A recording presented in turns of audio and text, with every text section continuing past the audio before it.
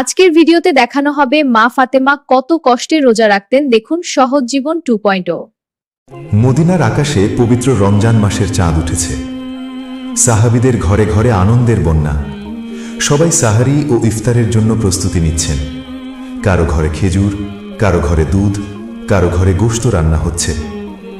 কিন্তু এই আনন্দের মাঝেও মদিনার এক কোনায় জান্নাতের সর্দারিনী মা ফাতেমা রাদিয়াল্লাহু আনহার ছোট্ট কুঁয়ে ঘরটি ছিল নীরব এবং অন্ধকার।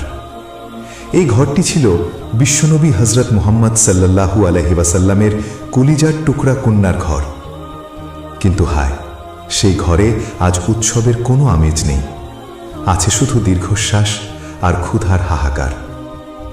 মা ফাতেমা রাদিয়াল্লাহু আনহা ঘরের এক কোনায় বসে আছেন।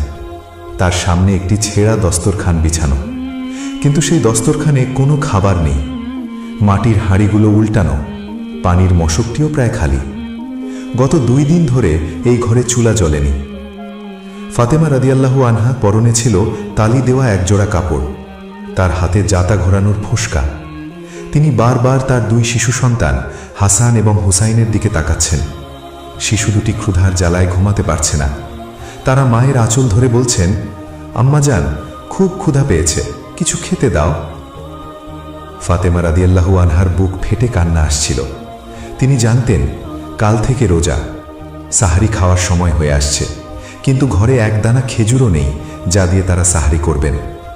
তিনি কি তার স্বামী আলী রাদিয়াল্লাহু আনহুকে বলবেন? কিন্তু আলী রাদিয়াল্লাহু আনহু তো সকাল থেকে কাজের সন্ধানে বাইরে ছিলেন, এখনো ফেরেননি। তিনি জানতেন আলী খালি হাতে ফিরবেন না, কিন্তু ভাগ্যে যদি রিজিক না থাকে তবে কি করবেন? অন্যদিকে মদিনার রাস্তায় তখন হযরত আলী রাদিয়াল্লাহু আনহু ক্লান্ত পায়ে হাঁটছিলেন। তিনি একজন ইহুদির বাগানে সারা দিন পানি সেচের কাজ করেছিলেন। বিনিময়ে কিছু জব বা খেজুর পাওয়ার কথা ছিল, কিন্তু ইহুদি তাকে ঠকিয়েছিল বা কাজ শেষে বলেছিল কাল দেবে।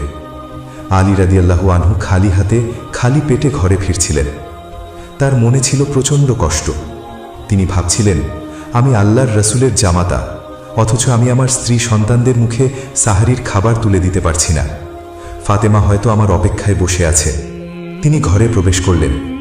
ফাতেমা রাদিয়াল্লাহু আনহা তাকে দেখে আশায় বুক বাঁধলেন, কিন্তু আলীর খালি হাত দেখে তিনি বুঝে গেলেন। তিনি কোনো অভিযোগ করলেন না, মুচকি হেসে বললেন, চিন্তা করবেন না, আল্লাহ যা করেন মঙ্গলের জন্যই করেন। হয়তো আল্লাহ চান আমরা তার প্রেমে না খেয়েই রোজা রাখি। রাতের শেষ প্রহর, সাহরির সময় শেষ হয়ে আসছে। হাসান এবং হুসাইন ক্ষুধার জ্বালায় কাঁদছে। আলী এবং ফাতেমা রাদিয়াল্লাহু আনহা একে অপরের দিকে তাকাতে পারছেন না। ফাতেমা রাদিয়াল্লাহু আনহা একটি মাটির গ্লাসে সামান্য পানি ঢাললেন।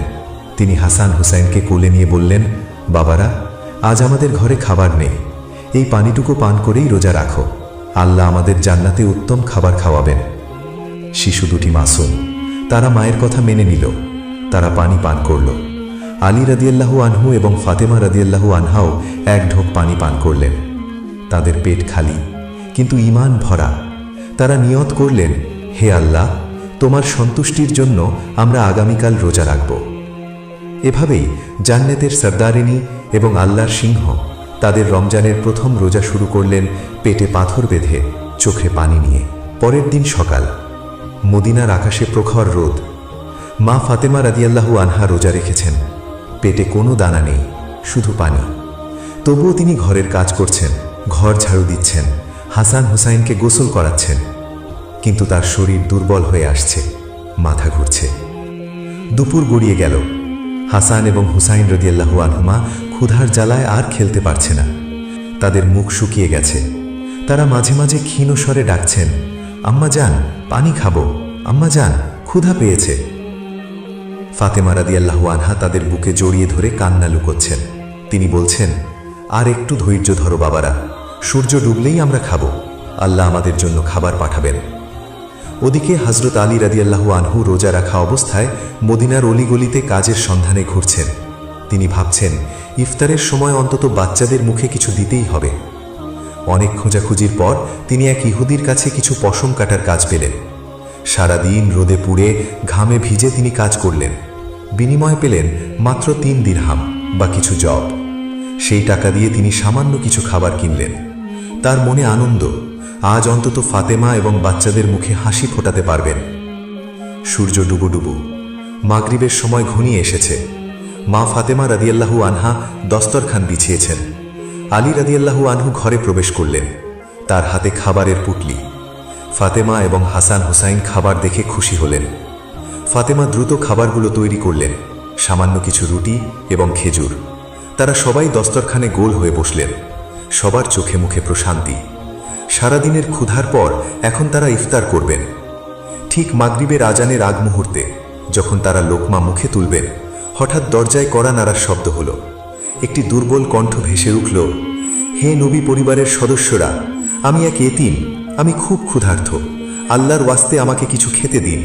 এই আওয়াজ শুনে ফাতেমা রাদিয়াল্লাহু আনহার হাত থেমে গেল। তিনি আলী রাদিয়াল্লাহু আনহুর দিকে তাকালেন। আলী রাদিয়াল্লাহু আনহু ফাতেমার দিকে তাকালেন।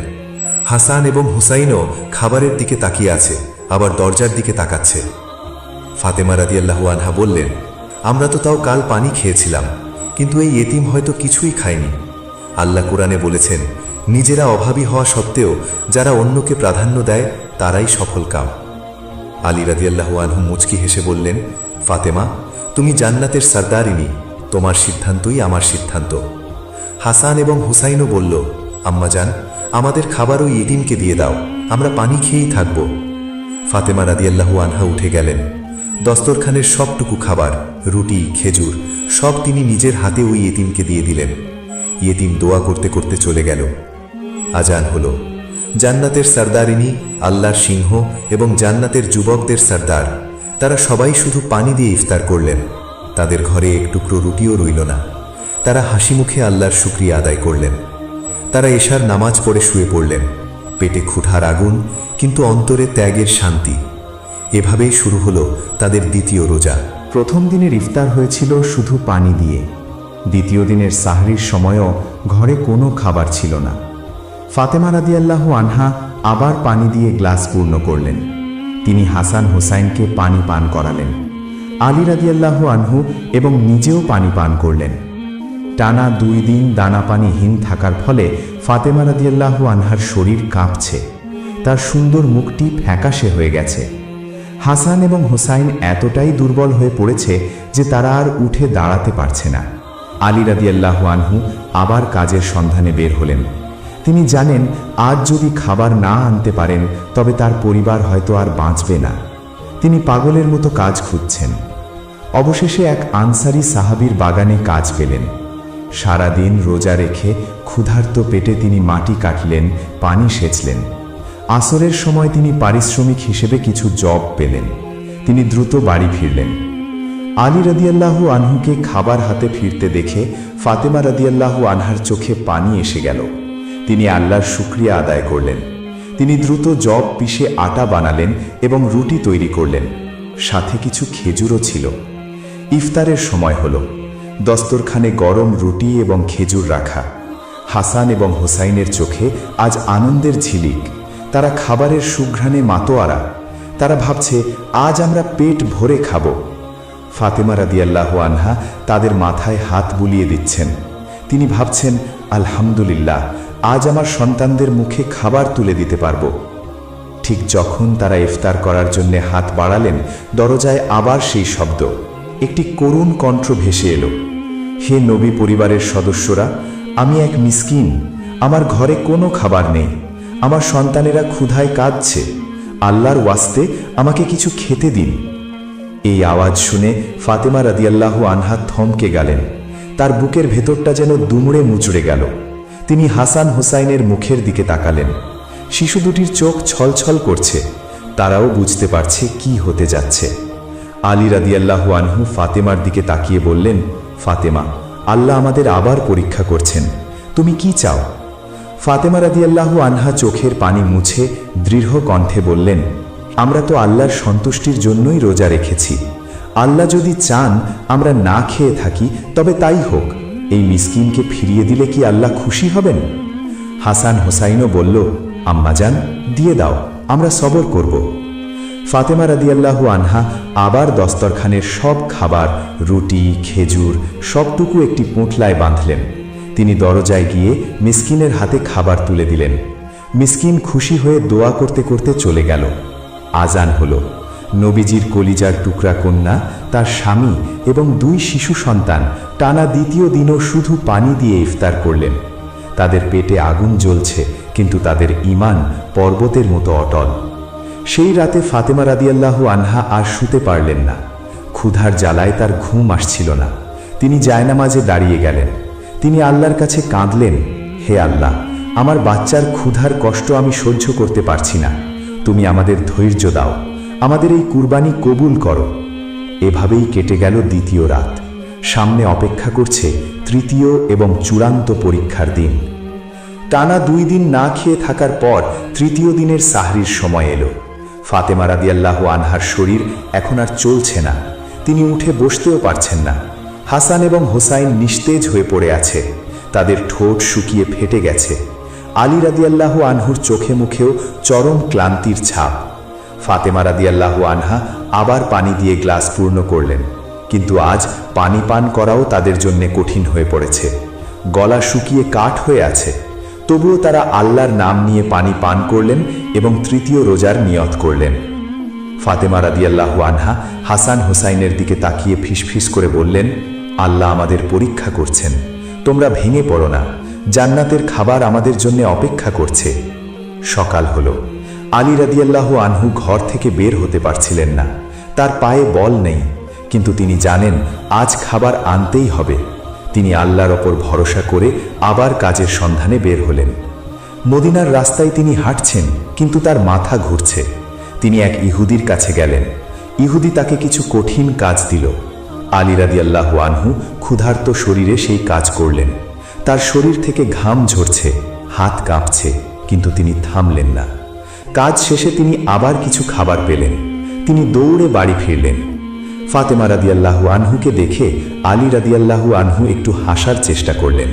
তিনি আবার খাবার তৈরি করলেন। আজ তিনি একটু বেশি যত্ন করে রুটি বানালেন।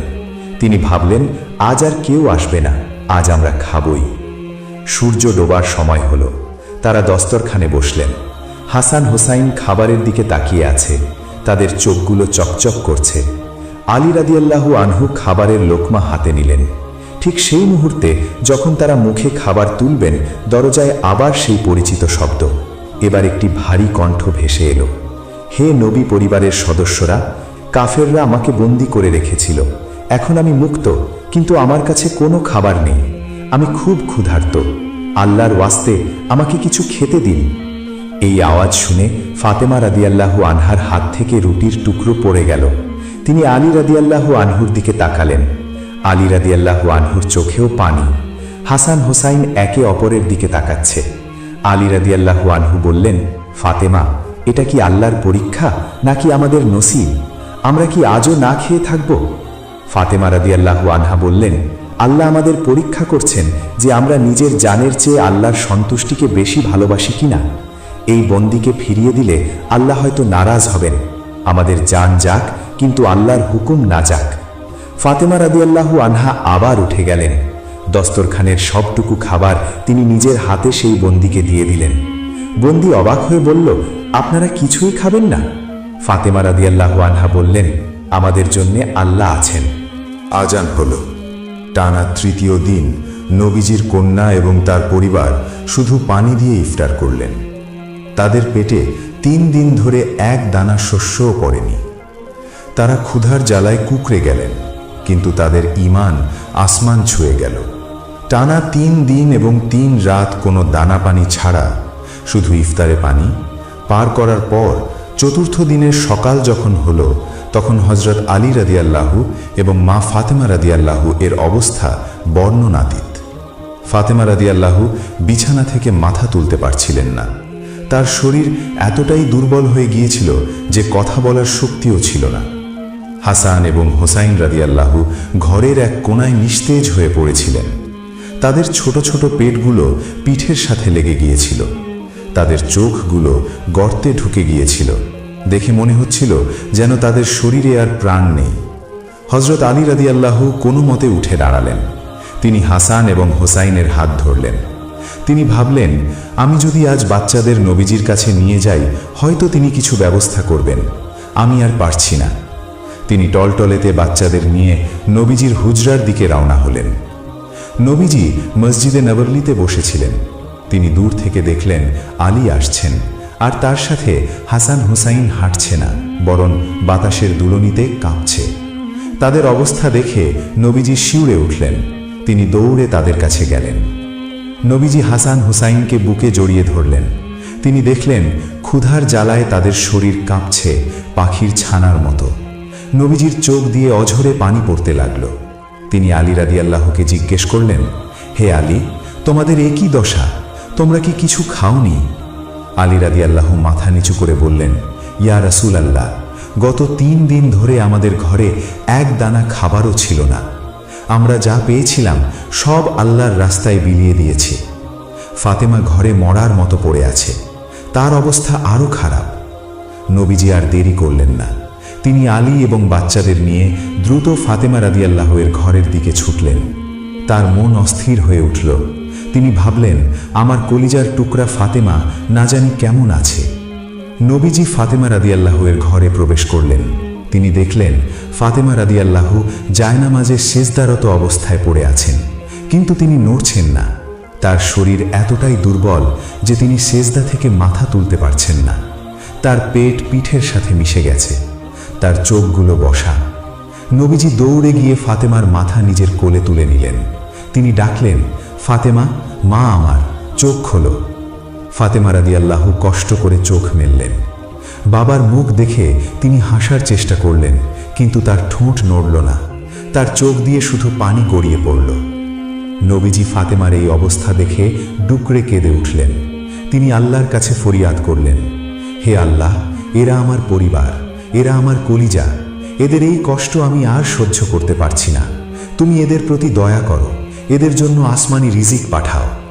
নবীজির দোয়া শেষ হতে না হতেই আসমান থেকে জিবরাইল আলাইহিসসালাম বিদ্যুতের গতিতে নেমে এলেন। তার হাতে ছিল জান্নাতের নূরের তৈরি এক থালা। তার মুখে ছিল হাসি। জিবরাইল আলাইহিসসালাম বললেন, আসসালামু আলাইকুম ইয়া রাসূলুল্লাহ। আল্লাহ আপনাকে এবং আপনার পরিবারকে সালাম জানিয়েছেন। আল্লাহ তাদের এই 3 দিনের ত্যাগে এতটাই খুশি হয়েছেন যে তিনি তাদের শানে পবিত্র কুরআনের আয়াত নাজিল করেছেন। জিবরাইল আলাইহিসসালাম সেই থালাটি নবীজির সামনে রাখলেন। নবীজি ওপরের ঢাকনাটি সরালেন। সাথে সাথে পুরো ঘর জান্নাতের সুঘ্রাণে ভরে গেল। থালায় ছিল জান্নাতের তাজা ফল, গোশত এবং পানীয়। নবীজি নিজের হাতে ফাতেমা রাদিয়াল্লাহুকে সেই খাবার খাওয়ালেন। হাসান হোসাইনকে খাওয়ালেন, আলী রাদিয়াল্লাহুকে খাওয়ালেন। জান্নাতের খাবার পেটে যাওয়া মাত্রই তাদের সব ক্ষুধা, ক্লান্তি এবং দুর্বলতা নিমিষেই দূর হয়ে গেল। তাদের চেহারা চাঁদের মতো উজ্জ্বল হয়ে উঠল। কিন্তু আশ্চর্যের বিষয় হল, তারা পেট ভরে খাওয়ার পরেও সেই পাত্রের খাবার বিন্দুমাত্র কমল না। পাত্রটি যেমন ছিল তেমনই পূর্ণ রয়ে গেল। ফাতেমা রাদিয়াল্লাহু অবাক হয়ে বললেন, ইয়া রাসূলুল্লাহ, আমরা সবাই খেলাম, কিন্তু খাবার তো শেষ হলো না। এ কেমন কুদরত? নবীজি মুচকি হেসে বললেন, হে ফাতেমা, এটা জান্নাতের খাবার।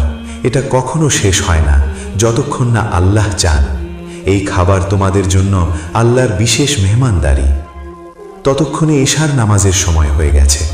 হযরত আবু বকর রাদিয়াল্লাহু, হযরত ওমর রাদিয়াল্লাহু এবং হযরত উসমান রাদিয়াল্লাহু নবীজির খোঁজে নবীজির হুজরার দিকে এলেন। তারা হুজরার কাছাকাছি আসতেই থমকে দাঁড়ালেন। হযরত ওমর রাদিয়াল্লাহু বললেন, হে আবু বকর, আপনি কি কোনো সুঘ্রাণ পাচ্ছেন? এমন সুঘ্রাণ তো আমি মদিনার কোনো অতরের দোকানেও পাইনি। মনে হচ্ছে যেন জান্নাতের দরজা খুলে দেওয়া হয়েছে। তারা ধীর পায়ে ফাতেমা রাদিয়াল্লাহুর দরজায় এলেন। নবীজি তাদের দেখে ডাকলেন, এসো, ভিতরে এসো। সাহাবীরা ঘরে ঢুকে দেখলেন নবীজির সামনে সেই নুরানি পাত্রটি রাখা। ঘরটি আলোয় ঝলমল করছে।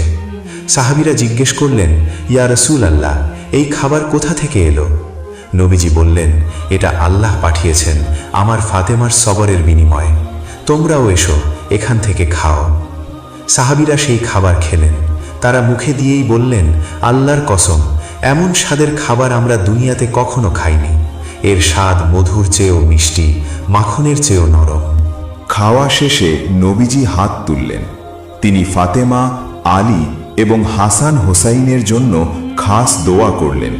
তিনি বললেন, হে আল্লাহ, তুমি আমার এই পরিবারকে দুনিয়া ও আখেরাতে সম্মানিত করো। তাদের এই ত্যাগকে তুমি কিয়ামত পর্যন্ত উম্মতের জন্য দৃষ্টান্ত বানিয়ে রাখো। যারা তাদের ভালোবাসবে তুমি তাদের ভালোবাসো। ফাতেমা রাদিয়াল্লাহু সিজদায় লুটিয়ে পড়লেন। তিনি কাঁদছিলেন, কিন্তু এই কান্না ছিল আনন্দের।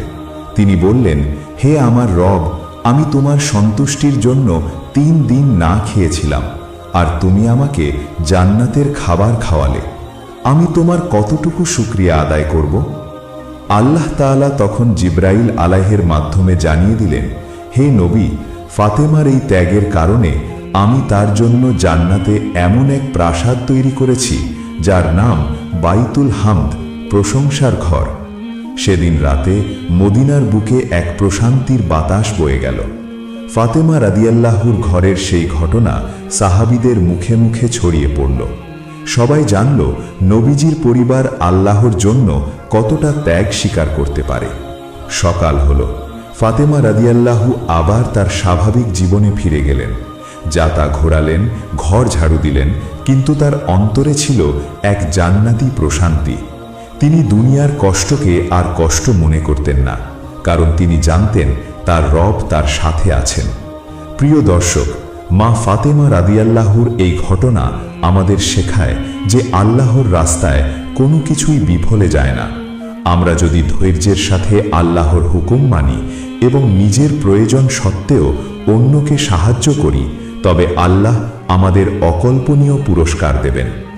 দুনিয়ার কষ্ট ক্ষণস্থায়ী, কিন্তু এর বিনিময়ে পাওয়া জান্নাতের সুখ চিরস্থায়ী। আল্লাহ আমাদের সবাইকে মা ফাতেমার মতো ত্যাগের মানসিকতা দান করুন।